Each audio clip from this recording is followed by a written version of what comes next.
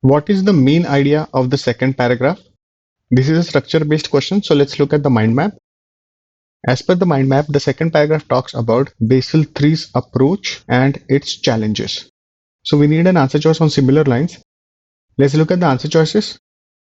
Answer choice A, Basel Committee recommendations generally fall short. The second paragraph is about Basel III, and it is incorrect to state that it talks about a general statement like that in this answer choice.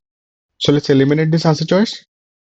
Answer choice B, most developing countries fail to implement Basel Committee recommendations. The second paragraph has a reference to most countries in the developing world failing to implement most of the recommendations of the Basel Committee, but this reference is limited in scope and doesn't highlight the main idea in the passage.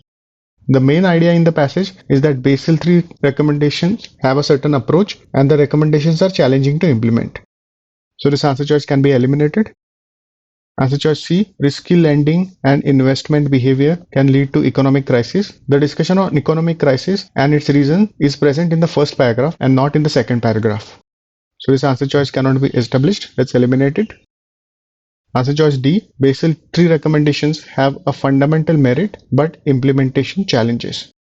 Yes, this is the very thought implied in the mind map because the passage talks about the recommendations having a promising approach, but also says that the future of Basel III Accord is uncertain because of the various challenges in front of the Accord. So this answer choice correctly captures the main idea of the second paragraph.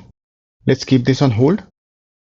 Answer choice E, difficulty in implementing risk management protocols. The second paragraph has a reference to challenges in risk management, but that is one of the challenges in front of the Basel III Accord, and it's not the main idea in the passage. The main idea in the passage is that Basel III Accord is promising, but the future of the Accord is uncertain because of the challenges in front of it.